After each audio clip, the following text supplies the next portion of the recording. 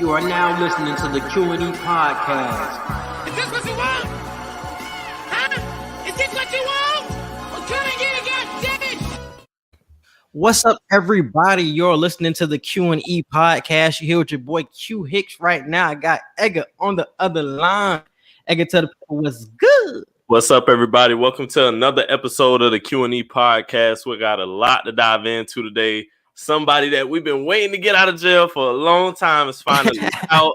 We got the NBA All-Star Reserves list to talk about. We got a lot of heated debates that's going to come up, and we got a few movie polls for y'all today. So we're all over the place today for this episode. All over the place. But first and foremost, happy Black History Month, all the Black folks out there. I hope everybody is learning their history and getting taught their history this month. We definitely appreciate it. And if y'all have been interacting with all of our posts, and even if y'all haven't, definitely check those out.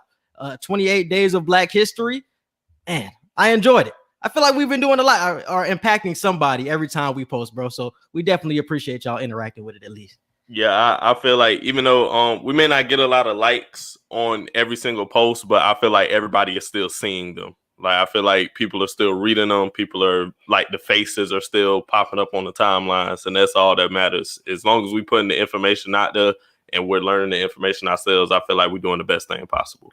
Also, y'all know every Thursday at 9 a.m. we are on Dash Radio's Nothing But Net channel. Check us out at 9 a.m. Eastern time. Definitely check us out. We will be talking about most underrated and most overrated players. So it's going to be a lot of the conversation that we have today, but that is the one that we're holding off for the Dash Radio. So definitely check that out. We got heated with that one as well. So let's dive into the All-Star snubs, bro. So you got the All-Star Reserves list up? Yeah, I can pull it up real quick. I got it. All right, bro. Because it was a whole lot of controversy on the TL yesterday. Well, who got snubbed? I think Devin Booker was one of the biggest snubs, but he ended up getting in there because of the Anthony Davis injury. But you can go ahead. The West Reserves for the All-Star game this year are Anthony Davis, Paul George, Damian Lillard, Donovan Mitchell, Rudy Gobert, Zion Williamson, and Chris Paul. And the Eastern Reserves this year are Jaylen Brown, Jason Tatum, Zach LaVine, Julius Randle, James Harden, Nikola Vucevic, and Ben Simmons. And before we get into any of this, happy Snowfall Day. Snowfall literally comes out in 2 hours, bro. If y'all haven't caught up to Snowfall, definitely catch up to Snowfall. That junk comes out at 10 o'clock. Yes, sir. And me and Edgar was just talking about it beforehand. Definitely tap in to Snowfall if y'all haven't. That shit is lit. And Franklin finna show y'all niggas who really big time and stop comparing this nigga to Tariq, because he way better than Tariq. Franklin gonna show y'all niggas tonight. Keep doing that. It's the fact that I ain't even watched the original Power, and I ain't even gonna doubt Power yet, but I just feel like Snowfall gonna be better once I actually start watching Power. Power Book 2 is straight, but I feel like the original Power is 10 times better. We're gonna talk about it a little later, bro, but Power Book 2 does not compare to Power Book 1, bro. Oh, I didn't feel like it would.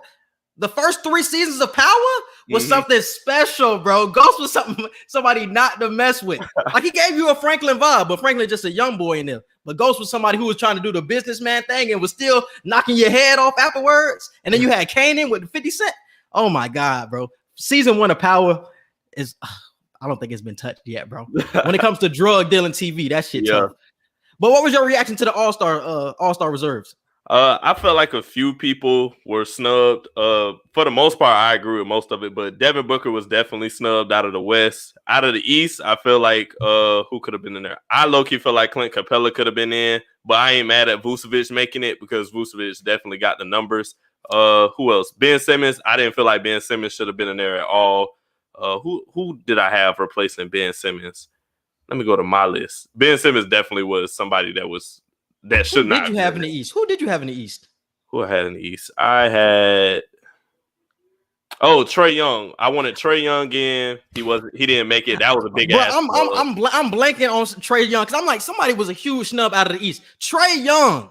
I want to get on my Trey Young soapbox right now. I feel like Van Vliet should have been in too. Oh yeah, you did say Van Vliet, but yeah. I want to get on my Trey Young soapbox because it's funny how we love stats so much and we put so much emphasis on stats until it comes to a situation like this. Then we try to throw everything else in but the stats.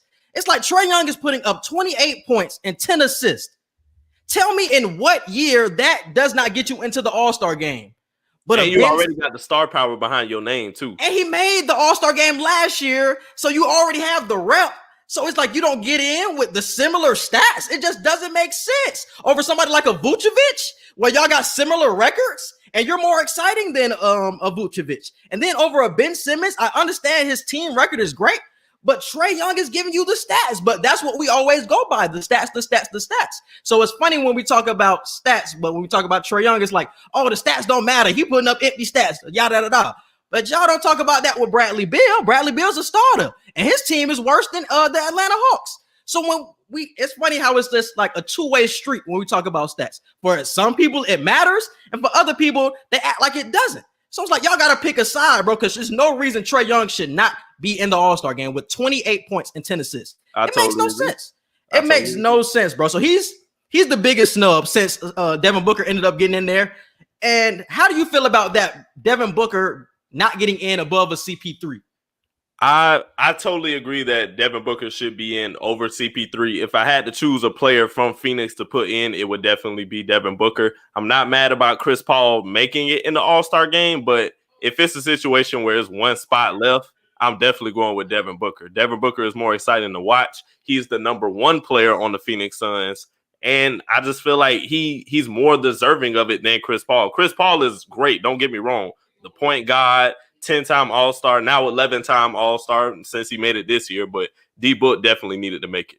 Come on, how does the best player not make it, but the second best player, bro? And it's funny because Taylor Rooks had tweeted it out yesterday.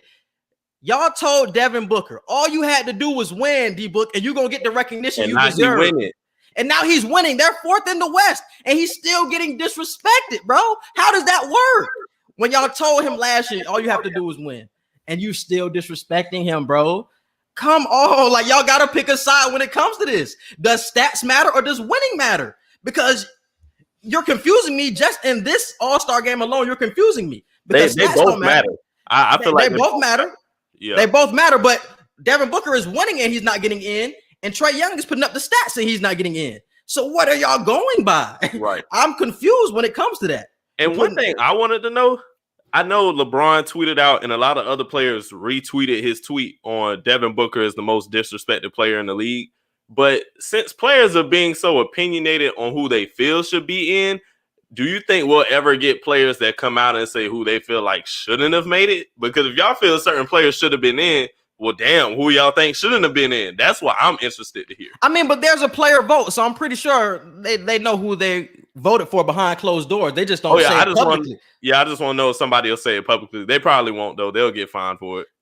I don't think I don't think it's a fine thing. I think it's just you don't want to ruffle any feathers for no reason. It's just like if you got one person in over somebody else, the person who didn't get in on your list is going to feel away. Like, damn, Bron didn't have me as an all-star. It's like, damn. So I feel like the other players will feel away other than the league. I don't feel like I feel definitely the other players will feel away, but I promise you, the Adam Silver. Whoa, hold on. All these execs. Devin Booker is not that bro. No, y'all did this to Russell Westbrook. Y'all not gonna do this to Devin Booker too. No, stop. Get off the live. No. Bro, what are you looking at? I know you looking at. I know he did not just say that, bro. I can't even entertain that. I can't entertain that comment. I really can't. A nigga who put up 70 points in the game ain't wrong. What are we saying? And he was a second-year player when he did that? They were just outside the playoffs last season, and now just a few months later, they're the fourth best team in the league. Like what? Like what are you talking about? Come on, bro. Y'all, this is what I'm saying. Y'all gotta pick a side, bro. Y'all being real disrespectful right now. And I feel like recency bias was also baked into this equation as well, because I don't think Ben Simmons was having that crazy of a season until recently. He's been going on a tear recently. So I feel like a lot of recency bias was baked into these All-Star games, because I don't think Chris Paul would have got in if we was going by earlier in the season, but he's been playing well. Ben Simmons has been playing well. Vooch has been having a couple of big games. So I feel like they gave them the nod over players who have been doing it the whole season. But I feel like another thing, I wouldn't have put Zion Williamson in if we know for a fact. Everybody knows AD wasn't going to be in the All-Star game, even if he got the votes to be an All-Star reserve. No. My boy's supposed to be in now. But what I'm saying is they could have not put Zion on the reserves and put D-Book in, but then put Zion in to replace AD so he could still get the All-Star nod. I feel like that should have happened with Zion as opposed to D-Book. D-Book done earned his stripes, bro. No, Zion done earned his stripes. I would have took out Chris Paul or Gobert before I would have took out Zion, bro. Nah, but I'm just Zion saying, been putting up some crazy numbers now. No, he has. I'm just saying, if it was that situation, I would have rather Zion be the person to replace somebody than making D-Book be the person to replace somebody. And how does the NBA really feel about Devin Booker if you're telling him that Chris Paul is the best player on the team when it feels like everybody else knows that it's Devin Booker? But I feel like the coaches are saying, no, Chris Paul is the best player. So what is the disconnect here between the coaches and the fans and the media? Because we all know that. And I totally agree. Ben Simmons has not been consistent. That's what I've been saying. They fucked up with Trey Young. Yup. Bradley Beal playing with Westbrook, though. But it's nothing against Bradley Beal, but it's just like, what are you going by? Are you going by stats or are we going by winning? That's what I'm saying. We're going by stats or wins. Which one is it? You're telling me two different stories. Just in this All-Star game selection, you're telling me two different stories. That's what I'm saying. Because you telling Devin Booker, even though he's winning, that he's not going to get in. And you're also saying Trey, who has the stats, that he's not in. So it's like, what are we going by, bro? You have to make the criteria clear. And also, I know the fan selection doesn't have anything to do with the reserves. I really think they should cut out fan selection too, because I think fan selection was something that fucked over Dame Lillard and him not being a starter in the first place. I think the fans really mislead the votes and who should start and who should not start, bro. I think that's something that should change in the future too. So you feel more comfortable with fans voting for the reserves or for the starters? Fans not voting, period. Oh, wow. I'd rather have the players and the media vote on who is a starter. I feel like we get a better feel on who is really the starter by their judgment more than the fans. Bro, they be having people that haven't played all year in the top 10, like Klay Thompson was up there. Derrick Rose is up there, feel like every year, and Derrick Rose isn't all-star level anymore. So it's like, why are we getting those votes? I feel like we just get a clearer picture if it's just the media and the fans. I mean, the media and the players doing the starters. Shit, probably doing the whole thing. Honestly, I wouldn't be mad if they picked the whole thing. Me either. Those are your peers, and that's who you want to be acknowledged by anyway. But I feel like they should still include the fan vote, but just not have it count as much. You could have it could be like when we do election voting, have it be the popularity vote, but the popularity vote isn't what swings the actual votes, if that makes sense. Yeah. And I'm glad Julius Randle got in there. That's one name because I thought he was gonna get snubbed I thought he was going to get snubbed, but I'm glad Julius Randle got in there. Levine got his due. Gobert is somebody I would have, you know what I'm saying? You got your argument about Gobert, but I wouldn't have been mad if he was taken out of this.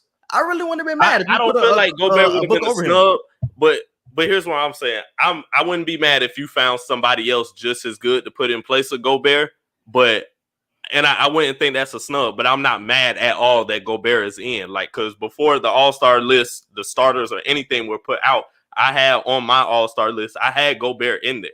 So I ain't mad that he's in, but I wouldn't be mad if he didn't get in either, if you put somebody worth replacing him with. Mm-hmm. Yeah, so that's the only thing with me. Gobert, obviously, he's on the number one team in the NBA, so you got to give him that credit for that. But play has to mean something. That's once again, what are we going by? Are we going by stats? Are we going by who's going to be better to play in the actual All-Star game? Or are we going by team record?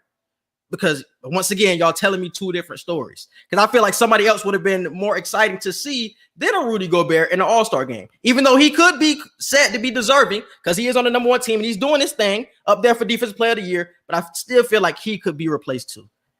And any other reaction to the All-Stars? No, that was it really for the most part. Everybody else on the list for me. Vooch got a lot of flack yesterday. How you feel about Vooch getting in there? Like I said, I probably would put Clint Capella in there, but I ain't mad about Vooch because Vooch got the numbers. Like, he on Orlando, but he putting up 24 and 10 or something like that. And that's why I'm confused, because him and Trey both putting up the numbers, but they have similar records. So exactly. Why did you pick a Vooch over a Trey? I don't know, bro. And that's what I'm saying. Like, I feel like they did that just to add an extra big man to the roster, because there would have been hella guards on this list if they put Trey in. That's probably a sorry ass argument that they tried to give. And that's probably what it is. And I hate that because the NBA is so positionless, bro. We shouldn't even be doing positions anymore for All-Star games. It should just be the 12 best in the West, 12 best in the East. That's what we go with. It shouldn't be a position thing, bro. The NBA is too positionless for that, bro. I'm with this comment right here. CP3 reason Phoenix in playoff position. I agree. We're not saying he's not. It's just who's the number one player on Phoenix right now? You know damn well it's Devin Booker. That's what we're saying. We're not mad that Chris Paul made the All-Star game. We're just mad that if you gonna put Chris Paul in, you have to put Devin Booker in. That's all we're saying. Like now, if it come down to a decision, you're choosing Devin Booker. You're not putting Chris Paul in over Devin Booker. That's just not happening. That's all we're saying. We're not trying to discredit Chris Paul in any type of way. Yeah, bro. That's. You said Young ain't really been balling like that this season. He has, though. I understand he had that little couple of weeks where he was struggling. So I agree with you on that. Averaging almost 30. But but I see what he's saying, though. I understand what he's saying because it was that 2-week stretch where we was like, what's going on with Trey? Or that week and a half that we was like, what's going on with Trey? We did talk about it. We talked about that. But then, like, for the other parts of the season, he been putting up 40 and 10, 30 That's and what 10. I'm saying. Like, dude averaging 28, 29 points a game. And he, 7, 8 assists? Like, I don't know, bro. I don't know. Yeah, you can't. But I see they have underperformed. This is just talking about the Hawks in general. He still should have made the All-Star game. But they are underperforming. We did expect the Hawks to be a way better team than what they are right now. Right. Because the Hawks are 10th, 11th in the East. We expected the Hawks to be I thought they were going to be 5th or 6th in the East right now. I had them like middle of the pack. Yeah, so that is disappointing, but still, bro. Trey Young is putting up the numbers, bro. I don't care what team he on. I don't care if he was last in the East. He should be in the All-Star game, bro. Yeah, because the Hawks are right above the Magic. So I don't see it. I don't see how you put Vucevic in, but not Trey Young. But like I said, they probably did it on a position stand base. That's probably what they did about it. And I told you about that. Because remember, we had the argument on why I had my starters the way I did. Granted, name-wise, like you could make an argument name-wise why I fucked up.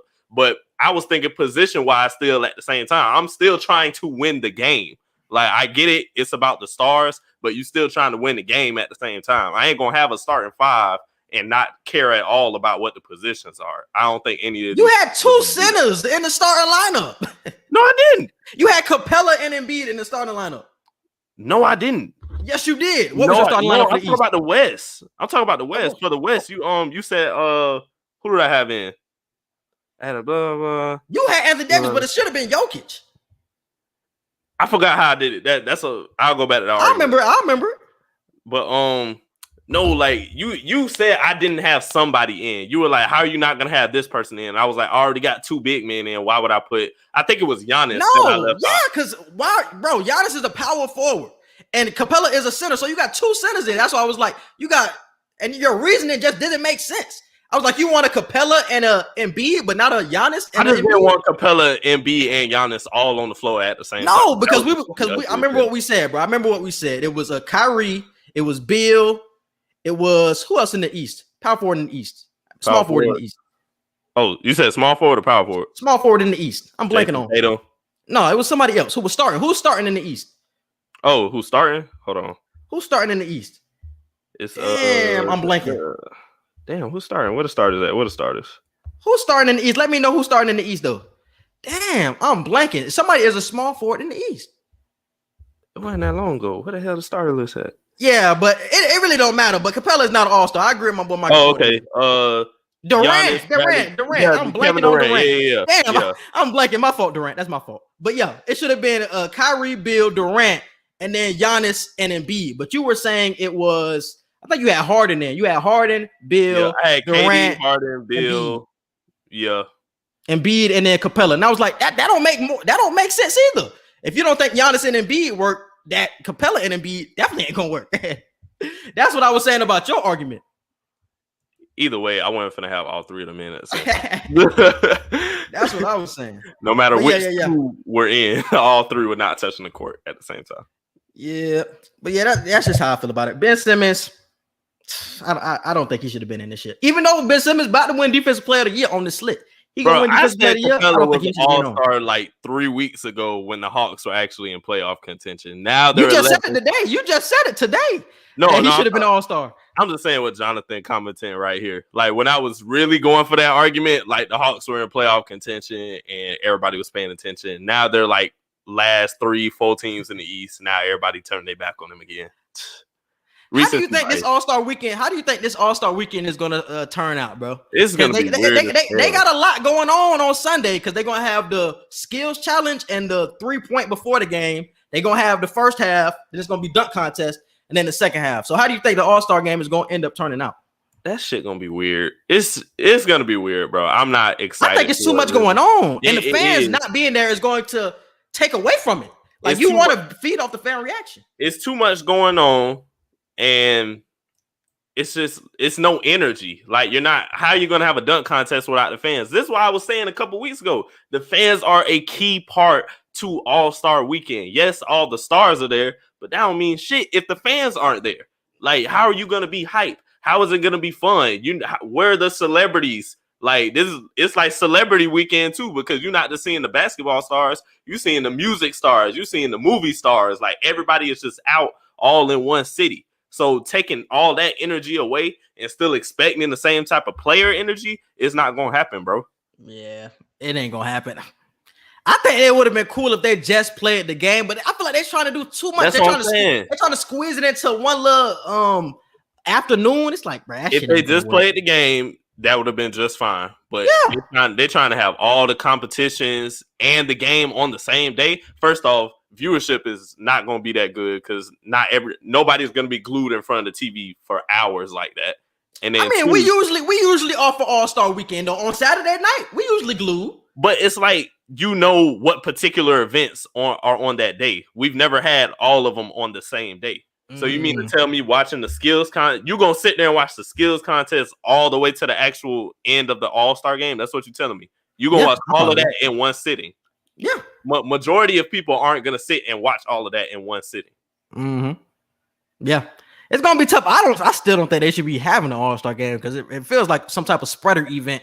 Because you already were going to have the All-Star game with the 24 players going to be there. But now you got to bring in the contestants from the other events. So you're adding more people into this equation. And y'all don't know, it's going to be in Atlanta too. So I know Atlanta going to be on a bean that night. So y'all don't know y'all don't know what's going on. You don't know what coronavirus is going to be spread. So I don't even think they should be having it. But and the club event is going to be swinging. You feel me? And they telling the players they got to stay in the house the whole time. Oh yeah, that's nice. I wonder who finna sneak out. Adam Silver better have at least 10 fine checks in his hand because he better be ready to hand out them. You mean to tell James Harden finna be in Atlanta and they said they finna be okay. Hey, they had told I seen something yesterday. They said Adam Silver gonna be going around doing bed checks like Omar from The Wire. That shit had me. He better go around doing bed checks like Omar. That shit is funny as fuck. AAU vibes. That's what Facts. Bed checks. 11 o'clock. Oh fuck, that's funny, bro. But let's move on to Porzingis. Porzingis is on the block. They said the Mavericks are looking into trading Porzingis. I think they said to the Warriors. I think I've heard a couple of rumors of him being rumored to the Sixers. How do you feel about Porzingis, and where do you feel like his landing spots are? I feel like Indiana would be a good spot just to give Domantas Sabonis a number 2 player right now since Karis LeVert is out.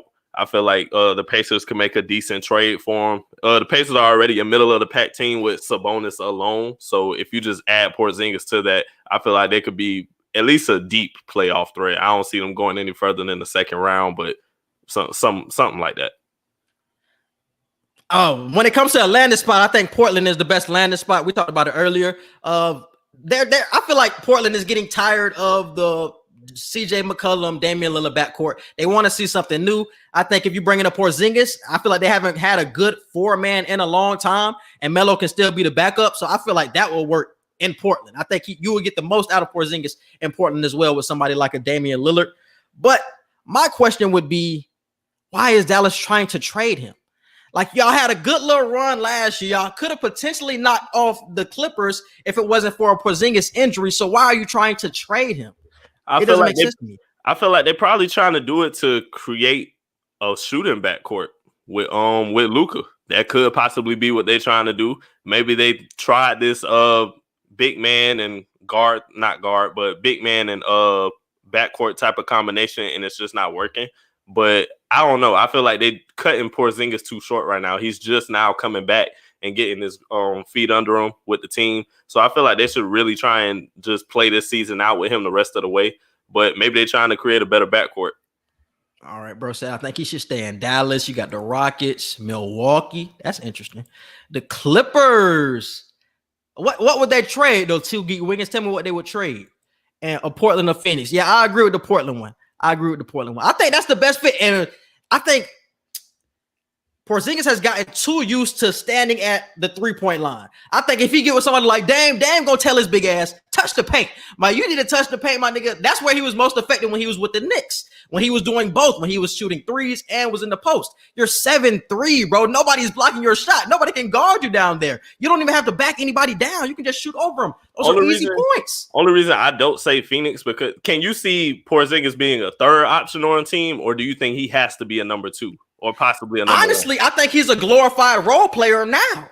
So if you got with a Phoenix, you're basically the same in the same role. But he's not getting the same amount of touches, I don't believe. If you go to Phoenix, he's not getting the same amount of touches. I feel like he's being it's a lot. Yeah, it would be a lot to go around in the Phoenix. Because you got who would you trade? You would have to trade DeAndre Ayton if you would have to get rid of Ayton if you're getting Porzingis. Yeah. I wouldn't do that if I'm Phoenix. I'm cool if I'm Phoenix. I'm cool if I'm Phoenix. But Portland was the one. I feel like they want to change something up though.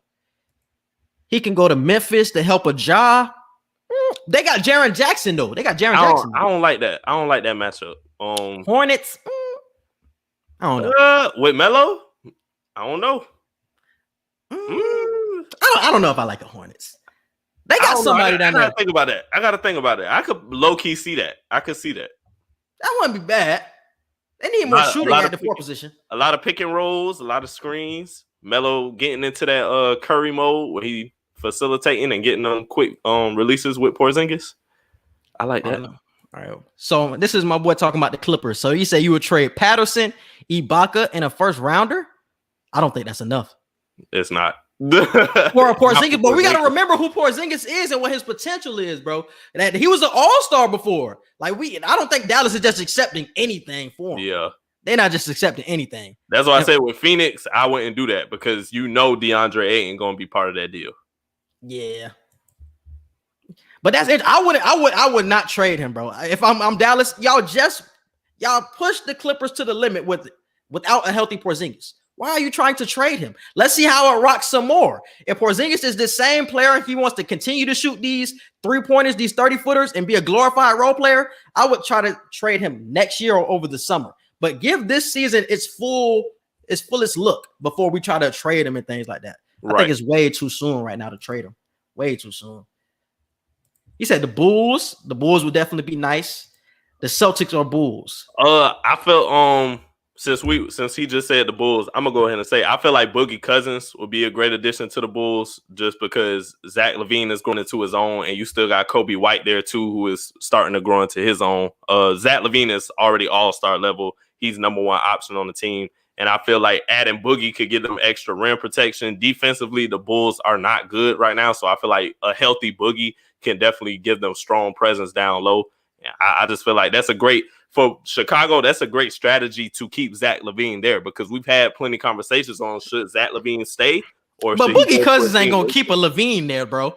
Boogie Cousins ain't going to I'm not staying for a Boogie Cousins. I'm not staying for a Boogie Cousins. For 100% healthy Boogie Cousins? If they were to get Porzingis, then I would be like, okay, that's something to think about if you LaVine. Like, they trying to actually do something. But for a Cousins, like, all these injuries, it's just like... That's what I'm saying. For 100% healthy Boogie Cousins, would you do it? But are we getting that? That's the only question. Are we getting that? Are we getting it? I feel like the perfect fit and that was the problem before. That's why he was released. He didn't want to come off of the bench. So I think he just didn't want to come off the bench for the Rockets, who were a bottom team in the West. But would he be willing to come off the bench for somebody like a Miami or somebody who's in playoff contention, a higher level team? I think that he would. And I think Miami is the best foot for him. Bulls are already 8th right now. I feel like if you add Boogie to that mix, I feel like they could be the same or higher. My boy said Boogie need to retire. If you keep getting hurt, I don't blame you. Like, because I don't blame you either. Boogie not finna start for no top 5 team in the West or the East. That's not happening. So all that talk about how he want to start, bro, you need to be realistic. If you start, it's gonna be for a team you're gonna have to really help get to the playoffs. There ain't gonna be no team that you can just get on and be like, yeah, we playoff bound. It's not happening like that. But I feel like Boogie was putting up good numbers before he was released. It was just that problem of he didn't want to come off the bench anymore. I think if he goes to another team where he's comfortable in the role, and like I said, I just think it was for a lower level team and he didn't want to do it. Miami is the fit. Miami needs more rebounding. Miami needs more scoring off of the bench. I think a Boogie would fit there, bro. I really do. And I don't really see many fits for Boogie. Other than in Miami, it's like, I really can't see it. The Lakers, I heard they don't want him back. So it's like, where are you going, Boogie? Like, I don't see a fit other than Miami, who wanted him during the offseason. I can see a potential fit right now as well. Boogie back to the Warriors? I like that. I like Boogie to the Warriors. I don't know. I feel like it's going down. I'll take him in Boston. I think I said that the other day. Boogie. No, it was I think I said that for Porzingis, low key. Porzingis in Boston? Would that work? I think it's too many miles to feed. I think you cool with Tatum them. I think you cool with Tatum and Brown. I don't think I would add a Porzingis. They need somebody big. I remember you was talking about who's gonna be the number one, and if somebody would want to leave or if somebody would have to get traded. So I don't know. Yeah, that's true. That's true. But I don't know. Boogie is an interesting situation though, bro. I don't know. He said, "Nah, they training Taco." Man, I don't think Taco really gonna ever get any consistent minutes, man. It's crazy. It's not gonna happen. They playing with Taco for real because I feel like he could be getting at least 10. Like y'all see about Boban. Boban be getting minutes too. Taco gotta get some weight on him, bro. Like for real. I don't even think he needs. I think he's solid. He need a little bit more weight on him, so he just don't. He tall as hell, but I feel like he get pushed around a little too much, just a little bit, just off of how skinny he is. Man, I'm 7'6". I don't care if I'm getting pushed down. I'm beating shit. Bro. I'm beating shit. That's crazy. But let's move on. I think that was everything for the NBA. Let's move on to 2 Wild Wednesday. All right, bro. What we got for 2 Wild Wednesday, bro? First one. Oh, what you got? You got it up already? Damn, what the hell? Refresh. Okay, there we go. Cam Newton is one of the greatest black quarterbacks of all time. Too wild or not too wild? Not too wild as fuck. Easiest question I've ever answered in my life. Not too wild. Not too wild won this poll 58%. It's the fact that it was 26 votes and almost half of these people said it was too wild. That he's not one of the greatest black quarterbacks of all time. I've never been a favorite. Yeah, like he's I am athlete. I've never been a favorite. Like I've never been somebody that everybody was just rooting for. A lot of white people voted on this. I know it is. I feel like Cam definitely. We talked about it earlier. Cam changed the culture. We know Michael Vick. So many other black quarterbacks came before Cam, and Michael Vick just changed the game. He revolutionized the culture of the black quarterback. But Cam still just elevated it to a whole nother level that I don't think people are appreciating. Like, I don't think we're going to see a Lamar Jackson or to a certain extent a Pat Mahomes, like even a white quarterbacks like Josh Allen. I don't think we're seeing these many types of quarterbacks like this in the league if it's not for Cam Newton. Cam Newton is definitely on the Mount Rushmore of black quarterbacks, bro. Y'all got to get that through your head. When I think of Mount Rushmore, for me, I would have a Warren Moon because he really started it when it comes to black quarterbacks. I would have a Doug Williams. He was the first one to win a Super Bowl. I would have Vic because he changed the culture of the NFL in a lot of ways. And then I would have Cam because he really revolutionized this new era of black quarterbacks that we're seeing. And even a white quarterback like a Josh Allen, like dual threats in general. Like a lot of those quarterbacks were not getting picked up, bro. Like after, like when Cam was coming into the league, he was coming on the heels of like a Jamarcus Russell, bro. Like they didn't want to really take a chance on a black quarterback anymore. It was like a little gap. It was a gap. The only quarterback who was really thriving was Donovan McNair. And he was really thriving, and he was on the tail. Mike Vick was on the tail. You have other great quarterbacks that have played like a Steve McNair, but I think those 4 quarterbacks that I said are the Mount Rushmore of black quarterbacks, and I'm sticking to it, bro. I don't think it's changing anytime soon. You can throw Mahomes up there if you want to. If you think he's going to be that good down the line, he probably got to win more championships. But I think for right now, those are the 4, bro. Those are the 4. Everybody's saying Steve McNair. Steve McNair was great. Don't get me wrong. Oh, yeah. Don't get me wrong. Steve McNair was great, but I really think I think those 4 I have was changing the culture for real. He was a great quarterback. He was almost MVP, or I think he might have won MVP before. No, and we're not discrediting anybody that we haven't said. It's just Yeah. we want people to give Cam his flowers. That's all we say. We're not saying these quarterbacks aren't good. I don't want y'all to say that. But these are the Mount Rushmore. Mount Rushmore means most impactful to the black quarterback revolution. And I think those 4 quarterbacks were the most impactful. And I take everything into consideration. I don't just take how good you play. I take literally how you change the culture of the sport. Cam changed the culture. Like, he made it cool for quarterbacks to act how they want to act on field, not just off field, but Russell Wilson, Vince Young. How Vince Young got in there? Would I put Russell Wilson up there? Russ is definitely a great quarterback. Even Mount Rushmore, though. Would I put Russ up there? Oh, Mount Rushmore, no. Vince, why is Vince Young in here? Vince Young wasn't that crazy in the league. Vince Young was not that crazy in the league. I love Vince. I love Vince in college, but nah. I can't put Lamar up there just yet. I feel like Lamar got to play a lot more football. Like, I got to see a lot more. But we're saying that Cam on that path, though. He on that path. Yeah, but Cam pushed this new generation, bro. The Sean Watsons wouldn't have been drafted as high. The Lamars, bro. I'm telling y'all, these dual threat quarterbacks, bro. Y'all wouldn't have been seeing this. Y'all don't understand, bro. Y'all really don't understand. Another because it's a lot of people. It's a lot of people that feel like, bro, right here. Oh my God, what? I don't agree with this man at all, but it's a lot of people that feel like that. So I have to respect his opinion when he says Cam has only had 2 good seasons. Because there's a lot of people, white people mostly, but that feel this way though. But you can't disregard that this man is a Super Bowl MVP, not Super Bowl MVP, MVP, and has gotten to a Super Bowl. Who can say that? Who can say that? Y'all bringing up all these names, but who can say that though, bro? That's what I'm gonna say to y'all. That's what I'm saying. Randall Cunningham, I had told bro about Randall Cunningham earlier today. He's definitely a great MVP in this league before. But that's just the most impactful that I feel, bro. But it's a lot. This has been a lot of great quarterbacks. I don't want to miss anybody's names. It's just when we talking about the cream of the crop, what are the 4 names you're gonna say? We could sit here and list them all, but what are the 4 names you're going to say? And we feel like Cam, he low-key deserve a nod when we talking about Mount Rushmore. And I really don't care how y'all feel about Cam. Y'all can love him or hate him. That's been my favorite quarterback forever. Carolina was my favorite team. So I'm always going to be on this Cam soapbox. But I respect y'all opinions on if y'all don't like him or if y'all feel like he only had 2 good seasons or whatever. But y'all can't disregard that this man changed the culture and he pushed this culture forward, bro. When Cam got into the league, he was going up against a Brady, a Breeze, a Manning, all in their prime, bro. A-Rod, and he's winning MVP over these dudes. I don't think y'all looking at the whole picture when y'all think of that, bro. When all of those quarterbacks in their prime, he's the one that's standing above everybody else on a Carolina team. He put Carolina on the map. We were not talking about Carolina before. Exactly. But we forget about that because the last couple of seasons haven't been as great. So it's a really what have you done for me lately business. I hate how it is, but y'all can't disregard Cam, bro. That's all I'm going to say. Next one, Rudy Gobert does not deserve to be an all-star. 2 wild or not 2 wild? Does not deserve to be an all-star. I think it's 2 wild. I'm really on the fence with it, bro. So I'm gonna say he does deserve to be an all-star. Because the man averaging like 13 and 13 and 3.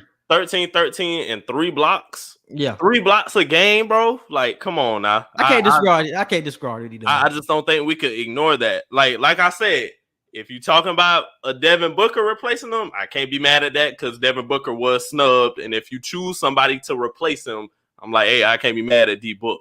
But I just feel like Rudy Gobert, you're on the best team in the league right now, and you're contributing to their success. I feel if Rudy Gobert is not on the Utah Jazz right now, I don't feel like they're the best team in the West. I don't feel like they're a top 2, top 3 team in the NBA right now. He's that much of a contributor to what they're doing. Yes, Donovan Mitchell is playing great. Yes, Jordan Clarkson has been clutch as of recent.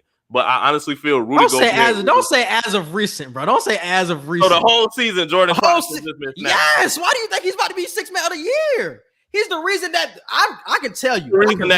I can really tell you, bro, that he is the reason on the same level, honestly, as a Rudy Gobert. Because without his offensive scoring punch, they're not in this position right now. They're not the number 1 seed. They're not a top 3 defensive team in the NBA. I understand that, but they're not scoring the way they're scoring without a Jordan Clarkson. Bro, what are we saying? I ain't gonna deny that. He's the second leading scorer on this team. They're not in this position. They're definitely not in the first place without a Jordan Clarkson, bro. I really feel that way. So I put him and Rudy Gobert's impact on the same level. Honestly, you can say the same thing about Rudy Gobert when it comes to defense, and I can say the same thing about Clarkson when it comes to offense. Like, bro, he's doing a lot for this team to lift them. You know what I'm saying? So I definitely got to give that to Clarkson. But I think he should be an all-star, though, because he's doing a lot. That was 56%, not too wild. So a lot of people feel the same as well, not the same as you, because you agree with me. A lot of people feel like he shouldn't be an all-star. That's crazy. You put it in a confusing way. You have put does not deserve to be an all-star. So I was like, so I was like, damn, is that too wide? Do I put it not too wide if I don't feel that way? Like, which one do I have to put? No, you agree with me. So you said too wild. Yeah, I put too wild. All right, what's the next one? Who is the most disrespected player in the NBA? Damian Lillard, Devin Booker, or Trey Young? I think it's Damian Lillard who's the most disrespected. I don't think this man has gotten his credit yet in his NBA career, even though he's got the all-star appearances. I don't think he gets that top tier love that he deserves. Like, I feel like his name should be up there with the Stephs, with the Bronze. His name should be up there, but I feel like he gets that second tier love with the Embiids and things like that. And I feel like he's disrespected even this season, where he should have been an all-star starter. He gets slighted once again. I know a lot of people, I feel like it's Devin Booker because of the last couple of seasons not getting in off the bat. But I really think it is Dame, bro. And he should be in the top tier when it comes to superstars in this league. I really feel that way about Dame. I think it's Devin Booker off of the fact, like Taylor Rook said, they told they told D-Book what he needed to do to get in after already not getting in the previous 2 seasons when he should have been in. And now you do what they tell you to do and you don't make it. Like, come on, bro. And now you're getting in off of somebody else getting hurt. That's the only reason you're getting in, because AD is hurt and can't get in. Like, I get it. He's still going to take it because it's like, hey, okay, they're giving me the okay to come in. But that's like a pity to me. Yeah, kind of. I don't agree with that. I don't like that, bro. And it was the same way for him last year because Dame got hurt. And that's how Booker got in. So it's the same way this year. It's just like, it shouldn't have even come to that, bro. Why are we talking about Booker? I'm only good enough to get in if somebody else get hurt. That's what y'all telling me. And I feel that's so disrespectful to D-Book. But honestly, I would have Trey at 2. Because I feel like it's so much negativity going in Trey's direction for the reasons I do not understand. I don't understand, because once again, y'all love stats until it comes to a Trey Young. Then y'all say, oh, no, he putting up empty stats. Y'all putting up empty stats. But, man, y'all was giving a lot of credit to these players over the past years who've been putting up a lot of empty stats, but y'all love them. So y'all got to decide when it comes to a Trey Young. I feel like he is one of the most hated players in the NBA. I can't say that about the other 2. I can say the other 2 are disrespected, but I don't know if the other 2 are as hated as a Trey Young. His style of play or the way he gets the foul calls or all of that, I feel like people are really hating him for the reasons I really do not understand about a Trey Young. It doesn't make sense. D-Book won that poll 52%. Damian Lillard came in second at 36%, and Trey Young came last at 12%. So more disrespect, like you just said. I said Devin Booker. He said he got to score more than 24 points. He has to take a step back because you have a boy like Chris Paul on the team. It's not like last season, bro. We have to get out of our minds. He doesn't have the ball in his hands all the time. So you're going to see a slip in stats. You got DeAndre Ayton growing into himself and everything. Like, come on, bro. But it's still, we still clearly know who the best player is. Exactly. And that's why I felt it was so interesting, because I feel like the media and the fans knew Booker was an all-star, but the disrespect really came from the coaches. So it's like, damn, how do the coaches really feel like this about D-Book? That he's not impactful on winning. That's crazy to me, bro. I just don't get it. Undefeated in the bubble, and now doing what they're doing now, 4th best team in the NBA, and y'all still don't want to give him the all-star nod? Man, y'all crazy. But this is what I be talking about, though, bro. We say stats don't matter, but then y'all say winning don't matter. But he's winning and putting up 24 points a game. So what are we saying? If he was putting up 24 points a game and they were losing, I get what you're saying. But they're winning. And Chris Paul isn't even putting that up right now. What is Chris Paul averaging? 16 and 9? Like, he's not averaging that. Like, so what are we saying, bro? What is the criteria for all-star? Chris Paul's stats. Let me see. This man is averaging 16 points, 4 rebounds, and 9 assists. So Chris Paul, And I'm not saying he's not impactful. Chris Paul is impactful. All-star reserve stats, but D-Book putting up starter stats, like all-star starter stats. That's crazy, and he didn't get it. I don't understand it. Move on. What's the next one? The Milwaukee Bucks are the most overrated team in the NBA. Too wild or not too wild? It's a quick one. Not too wild. Not too wild, and that one 75%. Milwaukee does quote unquote great during the regular season, and this season they coming out to a slow start too. And they're still somehow a top 3 team in the East. The East is so weak, bro. It's sad because let me talk about that real quick. It's sad how good the East is getting, and it's still like, bro, this shit is still weak. Like, come on, like I don't understand it. You're moving all these stars to the East now. Everybody was talking about Rondo went to the West, so let's see how better the East getting now, and the East getting better, and it's still a clear choice that the West. I don't know if the East is getting better, bro. I think the East is just so top heavy. You got the Nets, you got Philly, who has like could be three all-stars, so and you have a talent with these lower tier young teams. Talent, no, bro. That's young talent. They haven't grown into their own like a Western Conference. Western Conference, you can name an all-star on every top 8 team, damn near on all those teams in the Western Conference. It's not top heavy. It's spread out. With the East, bro, it feels like all the mature seasoned talent is at the top, bro. The Celtics, you got the Nets, you got Philly, and what you got Giannis in the Bucks. Those 4 teams, that's real.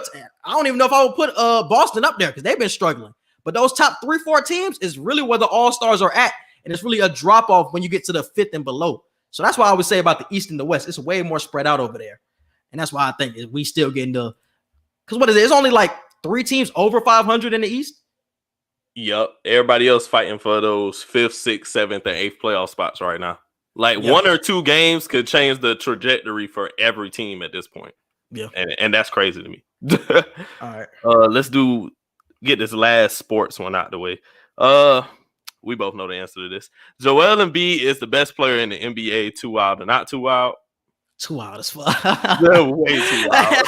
Too wild. Who is the best player to you though? Best player this season or best player in the NBA? Best player this season. Best player this season. Damn. I low-key might just say Bron or Harden. Yeah, Bron or Harden. They're the best 2 players. Would you have said Harden before Stephen A. had said Harden? No, I probably would have said before you. No, because your argument earlier when we was talking about it, like I really been looking at Harden numbers because I said KD was a dark horse for MVP, but Harden is the dark horse. I ain't ignoring Harden numbers at all, but Bron and Harden are probably the 2 best players in the league right now. Joel Embiid will be 3rd. I'm gonna keep it a bean with y'all. The best player in the league, Steph Curry. Steph Curry is the best player in the league. After all this shit I've been telling you, and how you've been just shitting on me for saying Steph Curry is a top MVP. I don't think he should win MVP. That's the thing, bro. That's the thing. Listen to me. Listen to what I'm saying. My MVP take is ruined. So listen to what I'm saying, though, bro. Listen to what I'm saying. I don't think he should win MVP. I think it's people over him that have better cases. But I think he is the best player in the league. He's showing you how dominant he is, bro. And I think he is the most dominant player next to Joel Embiid in the NBA. So I would give him best player in the NBA. This season, what I've seen, Steph Curry is the best player. But I would not have him up there for MVP. I wouldn't have the up there. No, that's off the cases. For me no more. Cause I tried to build that case for like 2 months now, and it's just everybody else is just overshadowing that. So and that's the only thing, because if it wasn't for the case against him, if they weren't in this position in the Western Conference, he would be up there. But it's just like he's doing a lot for this team. I watched a lot of Golden State games this year. He is the best player. Everybody, I'm like, bro, if this team was like dead ass still like 5th, 6th in the West right now, Steph Curry would have to get the MVP nod because you're not by yourself, because you got Andrew Wiggins, you got James Wiseman. Like those are 2 like top-notch players. Wiseman hasn't even been playing recently, and they still staying afloat. But still, in a sense, you're by yourself. You don't got Klay Thompson with you. So the fact that you're carrying this team the way you are, like I just got to give you a nod for that, bro. So I agree. I ain't mad at you for saying Steph Curry. I just feel like Bron and Harden are the 2 best players right now. Yeah, Bron would definitely be up there too. But like I said, for MVP, he just doesn't have the case. because of the team. But he's the best player I've seen this season. I ain't gonna lie to y'all. So what's the next one? Next one. All right, now we're getting into our entertainment ones. What was a good one? Oh, what is Adam Sandler's best movie out of Happy Gilmore, The Waterboy, Uncut Gems, or Other? If you got an other movie that you feel is his best movie.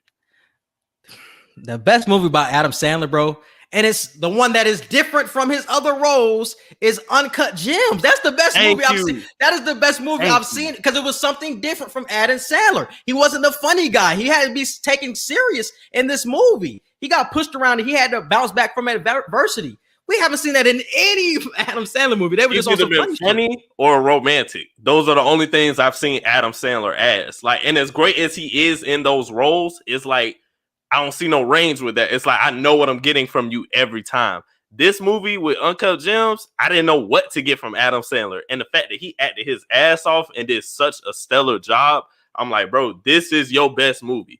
I know Happy Gilmore is a classic. I know The Waterboy is a classic. Anger Management, Grown Ups, Don't Mess with the Zohan. He got so much shit, He got so much He got Just Go With It and shit. What he got? He got Just Go With It.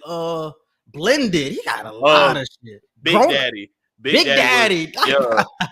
This nigga got Billy Madison, bro. Adam Sandler got Wedding Singer, but honestly, I would have Waterboy too. Waterboy would be my number 2.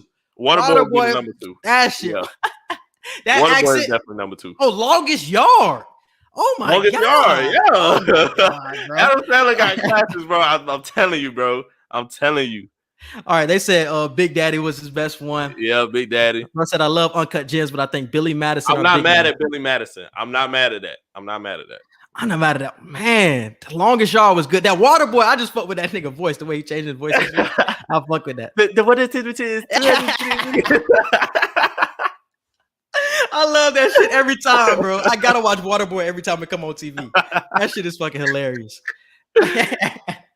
But Big Daddy was good too, bro. That shit was good. Happy Gilmore is winning the poll right now, though, at 42%, and The Waterboy is in second at 27%. I'm not mad at Happy Gilmore, bro. I ain't mad at it either. Happy Gilmore and The Waterboy made Adam Sandler. Like, for real, bro. Those are, I can't be mad at anybody that say those are his best. I just personally got Uncut Gems as his best because it was just totally different from what we usually see. The next one. Who would win in a movie versus Will Smith or Denzel Washington? I want you to go first, bro, because this was tough for me. It was tough as hell. Because you're saying movie versus. You're not saying who acts better or nothing like that. You're saying whose movies are better. Who has better movies? I feel like that's a better argument because honestly, if we say who the better actor, I'm going with Will Smith. And I feel like that's an easier argument than who. Now, movie versus, that's when it's like a real competition. And believe it or not, I'm going with Will Smith. You're still going with? Oh wow! I'm going with Will. I'm going. You pull up Denzel movies. Yeah, I'll pull up Will movies. I'm pulling them up. Damn, bro, you got John Q. Trading Day, Out of Time, American. Oh, bro, I got it. I gotta give it to Denzel, bro. It's too many hits on here. You got it's too many. You got the Bad Boy series. You got The Pursuit of Happiness. You got Men in Black. You got I Am Legend. You got Gemini Man. You got. Do not put Gemini Man up there. No, Gemini Man was not fire, bro. Do not do that. No, it was not. Gemini Man. Okay, I'll take Gemini Man out. You got Independence Day. Okay. You got iRobot. Concussion. Ali. 7 pounds. Being biased. Denzel. Y'all tripping. Wild. Will. When it comes to movies, I'm not disagreeing when it comes to acting. When it comes to who got the best movies, bro. Oh my goodness, I got. We're not gonna act like Will Smith ain't got movies. That's what we not. Bro, what? The Equalizer, Hancock, even his new movies. Are we saying Hancock was fire? Oh yes, we're not gonna act like Hancock was good, but that's not something I'm putting in a versus. It definitely is. It definitely is. Man, it's not a top tier movie for him, but it's definitely a Will classic. It's definitely Denzel got the Oscar. Okay, he said Gemini Man was fire. Gemini Man was not fire, bro. Gemini Man was not fire. This man played 2 versions of himself. Who you know doing that shit? Like, what for real? He played a young and old version of himself in the movie. Like, come on now, bro. That's range. And they were two completely different types of characters. I can literally go on for years when it comes to Denzel, bro. The Bone Collector, Man on Fire, American Gangster, John Q, Training Day. Damn, let me keep. He got Game. I'm not mad at you. I'm not Equalizer. But we're saying who has the when it comes to verses. When it comes to verses, bro, I would have to give it to Denzel, bro. You're not wrong. I can keep going. You're not wrong. I just personally. What are we saying? Yeah, Hancock was definitely a top tier. What? What? Oh my god, bro! Like, y'all got it going on, bro. That was top tier. Hey, this was top tier. Just to point the record out, Denzel did win the poll. He went at 69%, right? Bro, you got to stop disrespecting Will. Y'all oh my god, bro. You're crazy. Denzel is a GOAT. I'm not gonna lie. Overall, Denzel will get the GOAT nod over Will. I just feel Will is underrated. Why is this not a Denzel movie? Whoa. That's definitely a Denzel movie. He Got Game is definitely a Denzel movie. Just because Ray Allen was in it, that don't mean Will. Yeah, that's definitely. I know you're not going to say that was Ray Allen movie. I know you're not going to say that. Whoa. Yeah, bro, that's definitely Denzel. Whoa. We came for Denzel. Ray Allen was just a piece. Came for Denzel. If it was anybody else other than Denzel, if it was Wesley Snipes, we was not going to be into that movie as much. Bro, we got Flight. We got Book of Eli, bro. What? Great debate. I forgot he was in great debate. Denisha want me to watch Book of Eli with her. I haven't seen Book of Eli since I was like a kid, and I don't even remember the movie. Man, Pelican Brief. Jeez. Malcolm X. Malcolm, this nigga playing Malcolm X. This nigga play Ali. Oh, bro. That's facts. He did play Ali. But when we talk about verses, the best 20 movies, I want you to do 10 to 20 movies. I ain't gonna lie. Denzel would probably win because that's what a movie versus is. Because Denzel got more movies, so I ain't even gonna lie to you. Denzel will probably win. He do got 7 pounds. He got 7 pounds. That was a good one too. Oh yeah, I said 7. Yeah. Mm-hmm. Thank you, bro. Hancock is not good, bro. What? That's not good, bro. Will was better in Suicide. No, what? He snapped in Suicide Squad. Don't get me wrong. Will Smith was the only reason I watched Suicide Squad because everybody else in that movie was ass. I'm not even gonna lie to you. Yeah, that shit's trash. Hancock was an overall better movie. Suicide Squad was 2 hours of a waste of time. Like the movie was just filler. The entire movie. He said Will was better in Suicide Squad. But I'm saying the overall movie of Suicide Squad, I would put Hancock over that. Oh yeah, I definitely would. Because Suicide Squad was trash. Yeah, the entire movie, just because he acted great in that movie, that don't mean we just discount that the movie was trash. Like, no, I can't do that. Yeah. But Denzel definitely winning, bro. Movie versus, that's Denzel. That's Denzel, bro. Which movie was better? One Night in Miami or Judas and the Black Messiah? If y'all ain't watched neither one of these movies yet, we're finna spoil it for y'all. I feel like Judas and the Black Messiah was the better movie. Both of these movies were great and definitely told beautiful stories. But I just feel like Judas and the Black Messiah was the overall better movie. I just like, from what I'm looking for in a movie, the information that was got, the conversations that were had, I would say One Night in Miami was the best film. Was the best film out of both of them. I think I learned more and got more from what I wanted. And I got to see Malcolm X. The acting was great. I love what I seen from the One Night in Miami. I would go with One Night in Miami. Not taking anything away from Judas, because that was a great movie. But for what I want to see in a movie, I gotta say One Night in Miami, bro.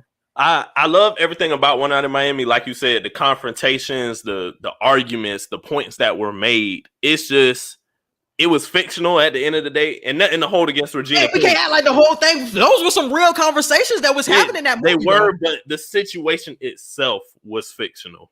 And nothing to take away from Regina King, but the fact that it was fictional still at the end of the day, I got to give the nod to Judas and the Black Messiah for the fact that that was based on an actual, like 85% of what happened in that movie, like dead ass happened. Like 85 to 90%. All of those things really did happen. Like based off of true events. One Night in Miami, it was based off of true events that didn't really coincide with what the actual movie was, if that makes sense. So that's the only reason I give Judas and the Black Messiah the nod over that. But One Night in Miami won the poll 63%. So wow, I was not expecting that. I thought Judas was gonna come back. And last one, Which Scooby-Doo movie was the best? This one for the 90s babies. This one for the 90s babies. Which Scooby-Doo movie was the best? Bro, Cyber Chase, Zombie Island, Alien Invaders, or Witches Ghosts? I honestly don't remember these at all. These aren't the live ones you're talking about. These aren't the live action ones. These are the cartoon ones. Remember the Witches curse? Witches Ghosts with the Hex Girls? They all run together to me, bro. They all run together to me, bro. You don't remember the Hex Girls? You don't remember Cyber Chase when they went into the video game? I remember Cyber Chase. Now that sounds familiar. That's the one I picked. I picked Cyber Chase, and Cyber Chase won the poll 46%, and Zombie Island came second at 31%. You don't remember Zombie Island? They was in New Orleans and they was messing with the voodoo people. Oh, bro, I do not remember that. Bro, when you told me you were making this poll, I thought you were talking about the live action shit. I'm like, oh, okay, he trying to talk about the live action. What was better? I'm talking about the cartoon ones, like the shit you bought on VHS, like them Scooby-Doo movies. Yeah, but I remember the one they ran into the video game, so I'll rock with Cyber Chase because I remember that one more than the other ones. That's crazy. Yeah, for real. Them movies was classics. Obviously wasn't a classic. I don't remember. Whoa. Nah, you gonna rewatch it. You gonna be like, yeah, this shit was fire. I'm gonna tell you right now. I was wondering that too, Quincy. He has a great movie memory. Obviously, because I don't know what the fuck that was. She don't be remembering a lot of stuff. I don't remember that at all, bro. I don't remember that at all. She tells me that all the time. She be like, "You remember music and movies and stuff." I'm like, "How do y'all not remember this shit?" Like, it was such a big part to our childhood. Like, and you didn't say Snowfall or Power Book 2. Which one was the best one? I think we talked about it earlier. We already know. Snowfall. It was embarrassing to even say that poll. Snowfall won 88%. But I think it's a closer race than what we seeing in this poll. Because I'm telling y'all, Power seasons 1 through 3 was crazy. Was crazy, bro. And I take away from Snowfall. It started off pretty slow to me. I know you said it didn't start off slow to you. It started off slow to me. So I take a little bit from that. It started getting good season by season. But Power, from the beginning until like the end of season 3, I was engaged. I was tuned. Every Sunday, I was tuned into Power. So it's tough because the seasons, like seasons 4, 5, 6, bring it down compared to a Snowfall. But we haven't seen Snowfall's whole run. So we don't know if that shit gonna decline either. So that's another reason why I voted Snowfall. I've seen bits and pieces of the original show Power. But I never actually sat and stayed tuned. You gotta watch both. You gotta watch both to have a full. I ain't stayed tuned to the original Power, and then I watched all of Power Book 2, and that was straight. But I knew before Power Book 2 even came out, I'm looking like it's not gonna live up to the original Power. Hell, everybody knew that. Because me and my moms was like, we're not watching this because Ghost not gonna be in this shit. Like he ain't gonna be Ghost. I love Ghost, so I was like, he ain't gonna be Ghost. But I'm telling y'all, toward the end of season 1 of Power Book 2, I was like, that nigga trying to be like Ghost. I fuck with how it ended in Power Book 2 though. I really fuck with that. He trying to be like Ghost for real, and I like the way he maneuvering right now, talking about Tariq. Even though he's still a snake ass nigga, in my opinion. Now he can kill my nigga Ghost. But yeah. All right, bro. Yeah, that was all the polls, I think. All the polls? All right, bet. Let's move on. I don't think I have anything for social media wants to know. Let's move on to entertainment and current events. What we got, bro? Bobby Shmurda free. That man out. That man is finally out. Bobby Shmurda is free. Man, shout out to Quavo. Picked him up from prison and flew him in on a private jet to New York and chilled with him and the family the whole day. Quavo and the rest of the Migos, like they were some of the people who was down with him the entire time that he was in there. So you got a lot of artists who stayed close to Bobby the entire time he was in there. So it's good to know not only the fans, but actual artists were still showing love to him. Rowdy Rebel got out like a month or two ago. So now all the GS9, like as far as the rappers, like they all free. They about to start dropping music again. Hey, we don't want no Waka Flocka features now, Bobby. Hey, I was just about to say that. My nigga. You missing out on a lot. You need a little baby feature. You need a little baby feature. That's what, if you're trying to come back and blow, you need a little baby feature, nigga. Oh, bro, I was just about to say that shit, bro. He can't come back with the same shit he left with, bro. That shit, it's not the same time no more, Bobby. It ain't the same time. Hey, but an argument that came, not an argument, but a debate that came up from that was it was that them RCD people who be making the videos and shit, marking all of them. And when they put Waka Flocka and Rich Homie Quan name in there, everybody was like, hold on now. Like, Rich Homie Quan, that might snap. Like, because I don't think people appreciate Rich Homie Quan enough. Like, the Rich Homie Quan era, he went away around the same time. Didn't he go away like the same time? Bobby damn near went away. It was like 2014, 2015 when he started to like fade. We really stopped hearing from Rich Homie Quan after 2015. I'm about to say 2015 because he dropped the album after that Rich Gang shit. That's probably their best shit they ever put out. Right. But then it was an album after that. It had some song like it had Murder on there, Persecution, some shit like that. Yeah, and I remember that was the album after that. And we ain't hitting too much after him. Yeah, but is he still making music? Yeah, he's still making music. That's the crazy part. He just ain't blowing up, and that's why he tweeted earlier today. He was like, "I see him trending on Twitter. Y'all finally miss me or some shit like that." I was like, cause I was one of the people that I was like, Rich Homie Quan should be as big as Young Thug if we be honest. Like he really should be. Not cultural impact, I don't think he gonna have the same cultural impact as Thug, but as an artist, he should be. But I think Thug had that different style, bro, that made him keep continuing to grow and blow. Right. It was like the little whisper sound shit that continued, and that's what niggas these days still use, and it's like a trend now. It was the clickbait shit with him with the dresses and the gay Thug was definitely the best Thug. Yeah, the flamboyant style, the gay tweets and the gay comments that he would make on social media. I'm like, he know how to like really get social media on his back with shit. So that's why I say culturally, Thug would still be what he is, but Rich Homie Quan as an artist will still be as big as Thug. But with Bobby Shmurda, I'm excited to hear new music coming from him. I know he gonna have like a lot of features coming out the ass. Now everybody gonna want to work with him. I'm excited to hear what he got. I want him to sound the same. I know everybody's saying he don't need to keep that same flow, but no, like keep that same flow. That's your New York. That's the New York shit that you own, and I feel like that's the best thing for him to do. The fact that he stayed relevant from 2014 until 2021 says a lot about Bobby Shmurda and his impact, bro. And especially he been a real ass nigga. He been a real ass. You took extra years for your nigga. Like, come on, bro. The hip hop. We don't see that too much, bro. We don't see that too much. It was the fact that he stayed a real nigga. That's why he stayed relevant for as long as he did. Man, so shout out to Bobby Shmurda, man. We glad to see you out, bye bye. All right, man. Let's move on to the next one.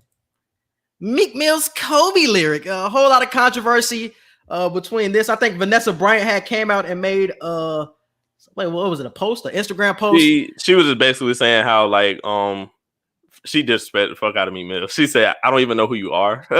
She capped. I know. I know. She knows. She capped. Ain't no way your husband from Philly and you don't know who Meek Mill is. Like that. That's not happening. And you have younger children and you don't know who Meek is. Come on. Exactly. Man. I don't want to hear that shit. So I don't believe that. But she was basically saying she felt disrespected. She felt like Kobe. What was the line? What was the line? I don't remember the entire verse, but the end was like, if I with my chopper like Kobe. I'm gonna go out with my chopper like Kobe. So basically saying if somebody trying to kill him, he gonna go out with his chopper, and then the play on words because Kobe died in a helicopter. Yeah, chopped up, but he meant chopper. Exactly. Yeah. I don't feel like Kobe was disrespected with the Meek Mill lyric. I don't care what y'all say. Y'all can kill me on social media. I honestly don't give a damn, but I don't feel the lyric was disrespectful at all. It's too soon, though, bro. It was too soon. That's what it is, and I can understand that. Everybody's still fresh. Kobe still just died. If you ask somebody, they're gonna be like, "Kobe just died," like it's still fresh on everybody. The only person who I feel can honestly say they feel disrespected by the shit is Vanessa. That's your husband. Like that's the love of your life. So if you feel disrespected, I ain't gonna tell you how to feel no type of way. But the rest of y'all stop acting like y'all ain't heard worse lyrics, bro. Wayne is my favorite rapper, and that man said shit by Emmett Till. He done said other shit. Like, it's been so many rappers that have said some crazy ass shit. Pooh Shiesty bar was way worse. But what did he say? What did he say? He said he gonna make a nigga end. Damn, what the fuck? He said something like you gonna end up like Kobe or something like that. If I meet you in LA, you gonna end up like Kobe. Like he said some shit like that. So, but Pooh Shiesty just coming out. He knew. Meek Mill is known and mainstream, and Meek Mill has joined cancel culture. Like Meek Mill get canceled every other day just off his tweets alone. So Meek Mill can't do anything without getting canceled anyway. But people need to stop being so sensitive. Y'all don't watch URL rap battles, and it shows. It definitely shows. But even they throw hands when they get a little too deep. It's like, hey, my nigga. It's like, hey, they start to throw hands when they get a little too deep. You see how far the line has to be crossed with them niggas? Oh yeah. You gotta say it. You gotta build on top of it. Yeah, you gotta build on top of it. What Meek said is not that crazy, and the song didn't even get released. Like that's what I was thinking. I never heard this song. Like the song didn't even get released. Like it was just the lyrics that got released. Like come on now, like them URL rap battles. You got to mention at least 5 dead people before somebody actually swing on you. Like, goddamn, like y'all get so sensitive about shit. I just feel like it was too soon, bro. You can't do that. I feel like even if you drop the shit 10 years from now, she was gonna have a problem with it because that's obviously her husband. But I feel like just for everybody else, it was just too soon, bro. His anniversary was just last month. He was just on our brain last month, bro. So I feel like it was just too soon. He talking about dying and Kobe and all that shit. Just like we don't want to hear that shit. Today is 2/24. Yeah, in today's society, if you dropped this shit 10 years ago, nobody think about this shit. But in today's society, they pick apart anything you put out. So it's just like, bro, you got to be more sensitive to where have we gotten with hip hop? I'm not excusing this at all. I'm not trying to say Meek Mill was right necessarily, but where are we in hip hop to where everybody is so sensitive? It's like we want people on social media, people push people to beef, but people don't want you to be out of pocket with what you say either, if that makes sense. It's like they want to see beef. They want to see artists go against each other, but they want to censor what you can and can't say. And that's in more than just rap too. That's in more than just rap. That's in a lot of different areas. Exactly. I don't feel like the bar was disrespectful. I feel like it was just his way of paying homage to Kobe. I said on social media, I was like, if you're not saying RIP or if you're not making a basketball reference, they don't want you to use a Kobe bar. That's it. Yeah, that's facts too, bro. But because when Money Man made the song 24, Vanessa Bryan ain't say thank you for making a Kobe tribute song. But when Meek say one line that isn't a blatant RIP Kobe, it's like, why would you say that? Blah, blah, blah. I'm like, there's definitely been a lot of positive Kobe bars that you could have thanked people for, but like you want to point out the shit that's not even negative. Yeah, you gotta point out the disrespect, bro. When you see the disrespect, you gotta point it out. You gotta point it out. You heard. I ain't heard at the end of the day. That's what I'm saying. Like, bro, you got to think about her sensitivities and what make her tick, bro. If you say that shit about my husband, shit, if that was my brother in that situation, I would have felt the way too. Like, go out with my chopper, like Kobe, like, damn, my nigga, like, you talking about dying? Like, man, you don't want to die like my brother. So I wouldn't even talk about a Kobe reference if it's like negative like that.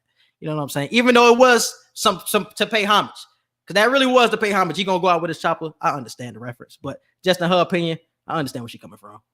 Let's move on. More money, Jay-Z, man. This nigga's the GOAT, bro. And all lanes in rap, as a businessman, this nigga's the GOAT. He's just the title, NFL, wine, this nigga champagne, this nigga's the GOAT. Rockefeller, everything. Oh my God, this nigga's the GOAT. I think he just sold his champagne. I think it was an Ace of Spades champagne. Jay-Z's Ace of Spades champagne. He just sold that to I think it was Moet Hennessy. Moet Hennessy. Moet Hennessy, yeah. He sold 50% of that. Mm-hmm. Yes. To Moet Hennessy. So I don't know how much. I don't think I seen how much it was sold for, but it was like hundreds of millions. Too damn much. 500 of millions of dollars that was sold for. Like, so this nigga is even more rich now. If he wasn't a billionaire before, he a billionaire now. It's basically what it was saying. Hey, this nigga here. I'm not a businessman. I'm a business, man. I'm telling you, bro. And I take care of business, man. So I knock your ass off. It's 3 references with this nigga. Oh my God, bro. Crazy. This nigga Jay-Z is just different, bro. There's nothing else I can say. And the trend has definitely followed because you're seeing a lot more artists be more in tune with alcohol nowadays. Alcohol is a huge moneymaker. Like you got Quavo with Martell. You got Drake with Virginia Black. Nicki Minaj, like 5-6 years ago, she came out with the mixed Moscato. Like you seeing all these artists now follow the trend of Lil Wayne and Rick Ross with Bamboo. Even the older artists, like they being like, oh, I should have been on this shit like Jay and Diddy. When Diddy, Snoop Dogg just came out with some shit. Yeah, with a wine and shit. Like when Diddy did his shit with Ciroc, he changed the game. Everybody else was like, yo, I need to get on my liquor. Like for real. Yeah. That shit really changed the game, bro. If you're popular and you put your face on anything, whether it's merchandise or wine or alcohol, you're gonna get niggas to buy it, bro. Just so they can try it. And if your shit is actually good, that shit just gonna continue because the word of mouth shit is just gonna spread and spread and spread. Bro. And sooner or later, I feel like Meg, she need to find to be with Duce for real, because she done got Duce so much money with the way she just went. Like when she used to say "dry the boat," and she had Duce with her in almost every Instagram live and every Instagram picture. I'm like, girl, you just made Duce so much money by how you promoting this shit. So if Meg Thee Stallion ever gonna listen to this, get your Duce money for real, because you done got them a check for the past 2 years that you've been like hot for real. Yeah, and I feel the same way about Roddy Ricch too. Like, has he gotten paid by Cash App yet? Like, this nigga made Cash App really blow like that. Yeah. And I don't think he gotten paid for that reference. So yeah, I feel the same way. Like I said, bro, Nas, he said Nas with Henny. So everybody trying to get into the game. That's smart. I ain't even know that. Yeah, I be giving Nas money there because the way I be buying Hennessy shit. Bro, everybody going crazy. I'm glad everybody is like catching on to it, bro. We see one person succeed, everybody else trying to catch on to the trend, trying to get their money. We have to. I love Master P too, but I see a lot of people knock Jay-Z and try to give Master P his flowers. I don't want us knocking either one of them, because I see a lot of people do that. I see a lot of people share Master P shit and be like, this is who y'all think Jay-Z is. And I'm like, no, Jay-Z that nigga too. Just because Master P is and he don't get as much credit, we not gonna take credit away from Jay-Z, because Jay-Z is a legend. We not gonna knock either one of them. Well, Master P got Henny? No, I'm just saying, like, as far as like legendary status in the black community, I see a lot of people do that, and they say just because Master P don't get enough credit, they try to knock Jay-Z just to give more credit to Master P. I don't feel like that's fair. I feel like you got to give both of them they just do credit. Oh yeah, and Jay-Z, that boy never was on the court. Hey, my boy was never on the court like Percy Miller. That's all I gotta say. And my boy got rap snacks too. So Percy Miller into the food and all that. Man. Delicious. Only thing I ain't tried yet was his noodles. I gotta try his noodles because his rap snacks are delicious. Like, people, every time I come back home, I get rap snacks because I just love them that much. Bro, and do y'all realize his kids could potentially make it to the NBA and are about to be college players soon, like D1 college players? Like, Percy Miller is doing a lot behind the scenes that a lot of people aren't seeing, but his sons are about to be top tier, like D1 prospects. And we talked about it like a month or two ago, how he getting into Reebok and trying to get Reebok shoes. Nah, Master P continues to be a legend, bro. If Master P brings back Reebok, he's going to bring it back. Is he up there with Jay-Z? Like, is he passing Jay-Z? Because if you had to give the number one spot to who the real GOAT is in black culture when it comes to business, you got Jay-Z or you got Master P? Because I got Jay-Z low-key, if I had to say which one. Personally, I would have Master P because the athletics, but money-wise, I got to give it to Jay, my boy. Ain't too many niggas touching the bill, and especially in the black community, bro. Got to give it when it comes to finances, but that's personally. And your wife damn near touching the bill too, because Rihanna and Beyonce are the only two like female entertainers that are worth over $500 million. Like, shout out to Rihanna, by the way, with everything she doing with Fenty and Puma and all that. She ain't never coming out with another album. She don't need to. She don't. She don't. All day if she want to. She ain't got to. Yeah, that shit crazy, bro. I do want her to drop an album, even though she might be listening to this and get comfortable. No, we want an album because she touched the Billy with her makeup line. So shout out to her. Yeah. All right, let's move on to this NBA Topshot conversation. I don't know if you've seen it. You seen it? NBA Topshot? I followed them recently. Yeah, so it's basically like a stock. Just look at it as a stock. It's like a digital card holding company. So y'all ever see trading cards before? It's like a site where you can buy trading cards and the value can continue to go up on them, but it's not an actual card. It's all digital. And it's like a video. Shit. It's kind of like crypto. It can go up in value. It can go down in value. You don't know how it really is going to move, but this is the hot shit now. I think somebody recently had bought a Michael Jordan Topshot card for $208,000. And this shit recently just came out. And somebody's already buying it for that much because they know how much this shit. Oh yeah, you know the big names finna start off at high price, like Bron cards, Kobe cards, Jordan cards. Like, the elite of the elites, like I wouldn't even try to buy them right now if I ain't got that kind of money. Bro, because I listened to Pat McAfee. McAfee had said he had bought a Zion Williamson car for $500. And that same day, the value had went up to $600 and something, bro. Mm-hmm. And one day it went up to $100 something.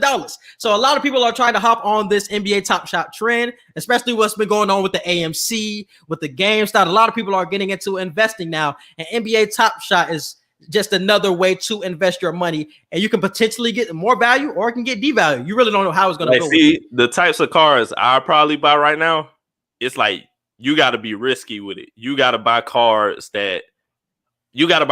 of players that you know are going to get that amount of money in value one day, but they don't necessarily have it right now. Like with like, who is somebody that you feel will have a cheap car now, but an expensive card in the future? I don't want to actually no, not cheap, but affordable. I'll say affordable, not cheap. Affordable. Like Tatum can have some affordable Jason shit. Tatum, Damian Lillard. Who else? Hey, if you was to get a Damian Lillard when he hit the shot and waved. Oh yeah. Oh, that shit better skyrocket in the future, my boy. For real. So I wouldn't be surprised if somebody paid some money for that shit too. Because like I said, they're not just pictures. They're like highlights on like the digital card. So it's like it shows you like a whole little clip. So I think on the one McAfee had bought like one of Zion doing a layup or something. And like I said, the value went up $100 in one day. This shit is moving like crazy in this NBA Top Shot, and that's why they're picking up steam. So, like I said, if you want to invest your money, because I think the site had crashed yesterday. I had tried to log in, see what everything was about. I couldn't even get in because everybody is trying to get in on this trend right now, bro. So shit is definitely crazy. Do you feel like other leagues will start doing it too? Possibly, but the thing about it is, I don't understand how you can really get the full value out of it because of the new technology. You can screen record it. You can look at you can look at an NBA Top Shot card and you don't have to buy it. You can screen record it. So how, if you buying it for $500 and I got a replica that I screen recorded, how can you really tell the difference? I feel like they would have to make it to where, like, you know how you get on streaming apps. Like if I log on Hulu on my laptop right now and I try to screen record Snowfall, it's not going to screen record it. Like they would have to do some copyright shit like that to where as soon as you hit screen record, the screen goes black. Like it does that on my laptop with it doesn't work. Yeah, I know it. Yeah. So it would have to do that. But when McAfee was talking about it, he sounded like people have done it before. Like people have screen recorded it before. Well, they would have to fix it. That would be a bug. They would. And it's a new thing right now. So they gotta, you know what I'm saying, see how everything is. A few people might get away with it at first. Yeah, but so I feel like they'll also make it to where the people who do get away with it right now, they'll make it to where they can figure out if they need to devalue it or not because it's screen recorded. Yeah. They'll figure it out. Because that was the only hole I was seeing in it. I was like, other than the screen recording shit, I'm like, this shit looks set.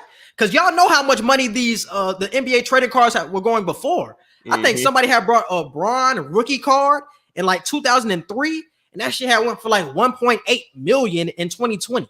Like these trading cards go for some cheese. Exactly. I don't know who buys them, but they going for some cheese somewhere, bro. It's very few people who invest in trading cards nowadays. I honestly feel like my brother Darrell, I feel like he still has his book of trading cards. Like this man got, bro, when I tell you, remember how people used to have the CD books and all that? He had that book for trading cards for NFL and for NBA. He got so many cards. Like I think we probably got it in storage or something. My dad has something like that too. So I can only imagine the types of names they got in there that are still in good condition. And them physical copies, they're not even on digital. That's what I'm saying, bro. And this is just going to make the physical go up even more. The price of the physical. For real. Well, if you got one in mint condition of a Bron or somebody who's really that nigga now that you got like 10 years ago, you finna get some cheese off that shit. Put that bitch on eBay. Even an OG player that ain't playing no more, but a card that's hard. Like if you got a Dr. J card that's damn near impossible to get, like you'll probably get a lot of cheese for that too. That shit crazy, bro. NBA Top Shot, like I said, if y'all want to put y'all money in it, hey, value definitely going up. And let's move on to Tiger Woods. Prayers up to Tiger Woods, man. Yeah, for real. Man, crazy crash that happened last night. I think it was a single car accident which messed up both of his legs. He had to get surgery on them. Man, I don't really know what else to say. He messed up one of his ankles, and he had multiple fractures in both legs. Yeah, bro. So prayers up to Tiger Woods, bro. I don't know how. I don't think he was impaired though. They say he wasn't drunk or anything like that. He was just speeding. Yeah. So that was the situation. Everybody's saying they hope he make a speedy recovery, and I'm like, I'm not. He's not. I feel like I hate to say it, this man's golf career over. I'm just saying. Oh, I would not be surprised by that at all. His golf career over because you don't people don't realize how much you need your legs with golf and the amount of torque and twisting and walking that you have to do with golf. Like I feel like Tiger Woods' career is over.